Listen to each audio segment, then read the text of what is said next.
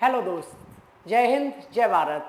आज का हमारा टॉपिक है resonance condition of a series LCR circuit. देखो सीरीज एलसीआर सर्किट क्या है ये हम ऑलरेडी पढ़ चुके हैं कि भाई एक ऐसा सर्किट जिसके अंदर इंडक्टर भी हो यानी कि एल, जिसमें कैपेसिटर भी हो यानी कि सी, और जिसमें रजिस्टर भी हो यानी कि आर। तो ऐसे एलसीआर सर्किट को अपन ने नाम दिया था एलसीआर सर्किट नाम दिया था। तो रेजोनेंस कंडीशन क्या होती है, मतलब ऐसी क्या कंडीशन है जब हम बोलेंगे कि एलसीआर सर्किट रेजोनेंस कंडीशन में है। तो पहले हम इस बात को समझते हैं। A series LCR circuit is said to be in the resonance condition when the current through it has its maximum value। यानी ध्यान से समझना, यानी कि अगर उस सर्किट के अंदर LCR सर्किट के अंदर, LCR सर्किट हमारा कैसा था, LCR सर्किट हमने ऐसे बनाया था, हमने यहाँ पे L इंडक्टर यानी रजिस्टर और फिर कैपेसिटर, तो हमने LCR, तो नाम समझ में आ रहा है। LCR सर्किट के अंदर जब आपकी करंट की मैक्सिमम वैल्यू मिले, क्या मिले, और यहाँ पे EMF ऑल्टरनेट होता है जिसको बोलते थे e naught sine omega t. ठीक है, अब यहाँ पे बोला है कि the series LCR circuit is said to be in the resonance. हम एलसीआर सर्किट की जो सीरीज है उसको रेजोनेंस में तब कहेंगे जब when the current through it has maximum value, जब करंट की क्या होगी, मैक्सिमम वैल्यू होगी। यानी कि जब इसमें से करंट जो फ्लो कर रहा होगा वो आई नॉट फ्लो कर रहा होगा, तब हम कहेंगे कि ये इसकी रेजोनेंस कंडीशन है। तो पहले तो कॉन्सेप्ट मोटा मोटा समझ आ गया कि रेजोनेंस कंडीशन होती क्या है। आगे बढ़ते हैं। The current amplitude for a series LCR circuit is given by. अब याद करो जो पहले वाला डेरिवेशन कराया था उसमें हमने बताया था कि करंट की वैल्यू कितनी होती है एलसीआर सर्किट में, वहाँ ये फॉर्मूला निकल के आया था एक्सप्रेशन। ये देखो आपको पुराने एक्सप्रेशन या फॉर्मूले याद होने चाहिए, तभी आप आगे की कॉन्सेप्ट को अच्छे समझ पाओगे। वहाँ हमारा निकला था कि जो आई नॉट की वैल्यू होती है यानी एलसीआर सर्किट में जो मैक्सिमम करंट या फिर जो पीक वैल्यू ऑफ करंट होता है वो इक्वल होता था ई नॉट यानी उसका maximum EMF divided by R square plus omega L minus 1 upon omega C का होल स्क्वायर और इसका होल स्क्वायर। क्लियर है, ये हमारा क्या था, ये हमारी वैल्यू थी किसकी, मैक्सिमम करंट की। ठीक है भाई, आई नॉट हो गया। तो the value I naught is the maximum when, I naught की वैल्यू मैक्सिमम कब होगी, जब हमारा omega L minus omega 1 upon omega C क्या हो जाए, जीरो के इक्वल हो जाएगा। जब हमेरा omega L minus omega C ये वैल्यू क्या हो जाए, जीरो। देखो आई मैक्सिमम कब आएगा, कोई भी चीज मैक्सिमम कब आती है, जब डिनोमिनेटर जितना छोटा हो, डिनोमिनेटर जितना पॉसिबल छोटा हो, तो डिनोमिनेटर जितना छोटा होगा उतना ये वैल्यू बड़ी आएगी। तो हम इसको छोटा करने की कोशिश कर रहे हैं, तो हम छोटा करने के लिए क्या करें, इसको बना देते हैं जीरो। तो जब ये हमारा जीरो हो जाएगा तो हमारा ये क्या बन जाएगा, आर स्क्वायर बन जाएगा। और जब ये आर स्क्वायर बन जाएगा तो हमारी वैल्यू जो आएगी आई नॉट की वो मैक्सिमम वैल्यू आएगी। क्लियर है, तो omega L minus 1 upon omega C का जीरो लिखेंगे। तो अगर ये कंडीशन है यानी कि इसमें आपको मैक्सिमम करंट मिल जाएगा, omega L minus 1 upon omega C equal to zero की जो कंडीशन है इसमें आपको मैक्सिमम करंट क्या, मैक्सिमम करंट मिल गया। तो क्या मैं कह सकता हूँ कि omega L equal to 1 upon omega C, omega L equal to 1 upon omega C. अब क्या कर सकते हो यहाँ पे, देखो ध्यान से समझना, यहाँ पे बना के दिखा देता हूँ। अब ये वाला फॉर्मूला कैसा है, omega equal to 1 upon under root में एल सी, इसे ध्यान से समझना। तो देखो ओमेगा एल इक्वल्स टू क्या हो गया, 1 upon omega C, omega equals to क्या हो गया, 1 अपॉन ओमेगा सी।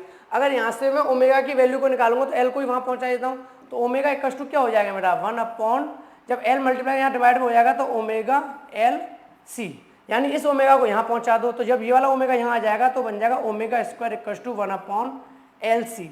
ठीक है, अब ओमेगा स्क्वायर है, अब ओमेगा स्क्वायर जब जा जाएगा तो स्क्वायर रूट बनेगा, तो जब ये स्क्वायर हटेगा और स्क्वायर रूट में चेंज होगा तो ये स्क्वायर हट जाएगा। अब स्क्वायर हट के क्या हो जाएगा, ये स्क्वायर रूट बन जाएगा। आपको पता है 1 का स्क्वायर रूट 1 और ये हो गया अंडर रूट में एल सी। तो यहाँ से आपको पता चल गया कि ओमेगा को आप लिख सकते हो 1 अपॉन अंडर रूट में एल सी। तो भाई हमने यहाँ लिख दिया कि omega equals to 1 upon under root में एल सी। अब याद रखना जो एंगुलर वेलोसिटी होती है वो कितनी होती है, 1 अपॉन अंडर रूट में एल सी। इस फॉर्मूले को बिल्कुल अच्छे से ध्यान रखना आगे। तो ये हमारी वैल्यू आ गई कि जब हमारा मैक्सिमम करंट है उस टाइम पे उसकी एंगुलर वेलोसिटी कितनी है, इतनी एंगुलर वेलोसिटी है। ठीक है, नोट करना हो नोट कर लो, फिर आगे बढ़ते हैं। अब देखो देन इम्पीडेंस जेड। अब जेड इम्पीडेंस जेड कितना हो जाएगा, अगर आपने बोला है कि भाई ओमेगा एल माइनस का 1 upon omega C equal to क्या रख लो, जीरो रख लो। तो ओमेगा एल माइनस का 1 upon omega C equal to zero रख लो, तो आपको इम्पीडेंस कितना मिलेगा, जेड इक्वल टू ये होता था आर एल, अब ये बन गया zero, omega L minus 1 upon C omega इसका स्क्वायर, तो आपको मिल गया Z equal to R square. क्या मिल जाएगा, Z equal to under root में आर स्क्वायर। अंडर रूट में आर स्क्वायर क्या होता है, आर।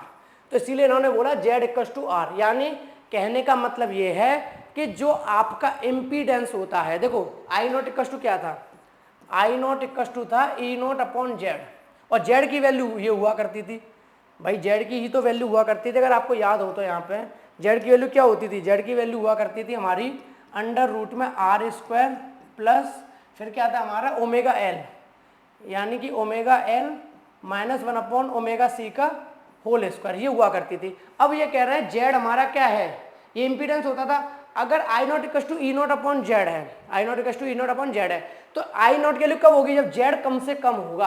और जेड कम से कम कितना निकल के आया, जेड कम से कम निकल के आया आर, यानी जब जेड आर के इक्वल हो जाएगा तो आपको मैक्सिमम करंट मिल जाएगा उस एलसीआर सर्किट के अंदर। तो वही लिखा है clearly the impedance is minimum, the circuit is purely resistive, यानी कि यहाँ से कंक्लूजन ये निकला कि जो सबसे ज्यादा मैक्सिमम करंट है वो कब मिल रहा है, जब प्योरली रेजिस्टिव सर्किट है, यानी कि इम्पीडेंस और आपका जो कंसेप्ट वो कैपेसिटर है वो नहीं है। ठीक है, प्योरली रेजिस्टिव सर्किट का केस है, the current and voltage are in the same phase and the current in the circuit is maximum, यानी कि ये जो केस बन गया आपका, जब जेड इक्वल टू आर हो गया, जेड इक्वल टू आर हो गया तो आपका फॉर्मूला बन जाएगा I naught equal to E naught upon are.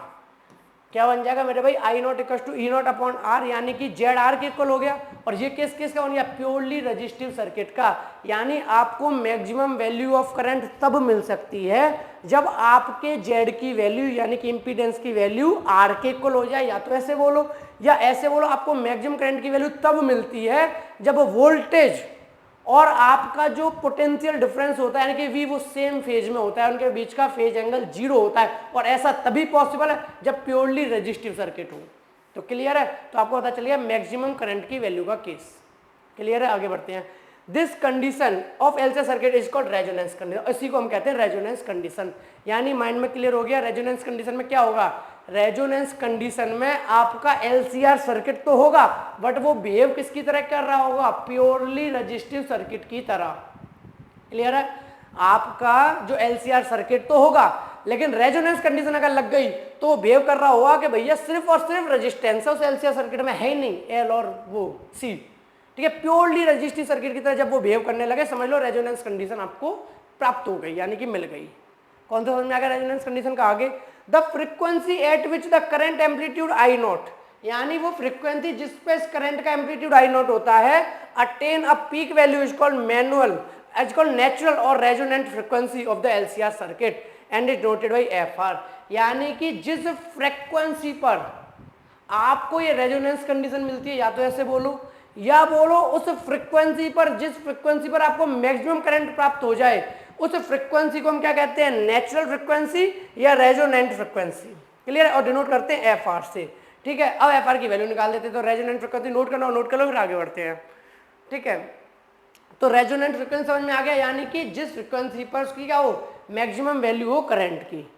आगे तो ओमेगा आर इक्वल टू क्या होता है, आपको पता है ओमेगा वेलोसिटी क्या होती थी, angular velocity 2 pi F are. अब चूंकि ये ओमेगा आर है तो यहाँ पे एफ आर लग गया, तो एफ आर की वैल्यू क्या आ जाएगी, 2 पाई को यहाँ पहुँचा दो, तो omega R equals to 2 pi equals to F R equals to F R. यहाँ तक क्लियर है बिल्कुल।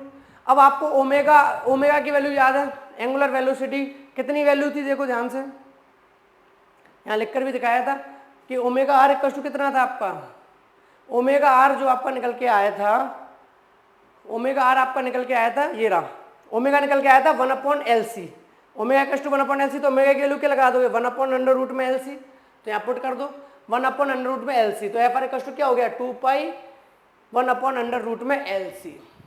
बिल्कुल क्लियर है।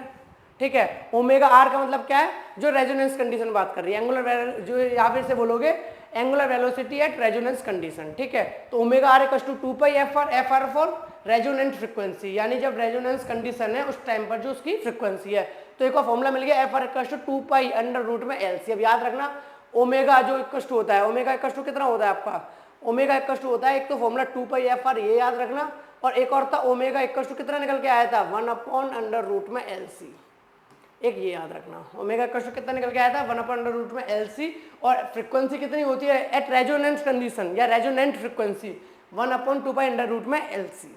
क्लियर है, तो the current amplitude at resonant frequency will be, तो आई नॉट इक्वल्स टू क्या हो जाएगा ई नॉट अपॉन आर, यानी कि जो करंट होगा मैक्सिमम वो हमने पहले डिस्कस किया था, तो जब क्या होगा प्योरली रेजिस्टिव सर्किट होगा, यानी एलसीआर सर्किट जब प्योरली रेजिस्टिव सर्किट की तरह बिहेव करने लगेगा तो उसमें मैक्सिमम करंट आपको मिल जाएगा, यानी ई नॉट अपॉन आर। ठीक है, ये आपकी क्या थी रेजोनेंस कंडीशन थी एलसीआर सर्किट की। बिल्कुल क्लियर है मेरे भाई। तो रेजोनेंस कंडीशन आई होप आपको समझ आ गया होगा कि रेजोनेंस कंडीशन क्या होती है एलसीआर सर्किट की। यानी रेजोनेंस कंडीशन वो कंडीशन है जब आपको करंट की मैक्सिमम वैल्यू मिले, और करंट की मैक्सिमम वैल्यू कब मिलती है, जब आपका एलसीआर सर्किट प्योरली रजिस्टिव की तरह बिहेव करने लगे, ठीक है। और हमने वहां पे ये भी कैलकुलेट कर लिया रेजोनेंट फ्रीक्वेंसी। रेजोनेंट फ्रीक्वेंसी कितनी है हमारी, रेजोनेंट फ्रीक्वेंसी 1/2π या फिर जो एंगुलर वेलोसिटी है हमारी एट रेजोनेंस कंडीशन वो कितनी है, ये फॉर्मूले याद रखना, काम आएंगे हमें आगे। तो ओमेगा इक्वल टू 1/√LC में LC, ये अपन की एंगुलर वेलोसिटी है किस पे, एट फ्रीक्वेंसी वो एट रेजोनेंस कंडीशन। क्लियर है। तो आई होप आपको कौन सा समझ आ गया होगा। फिर भी अगर कोई डाउट रह गया हो तो आप मुझे कमेंट सेक्शन में कमेंट करके बता सकते हैं। मिलते हैं फिर अपन नेक्स्ट वीडियो में अपने नए कॉन्सेप्ट के साथ। Thank you so much.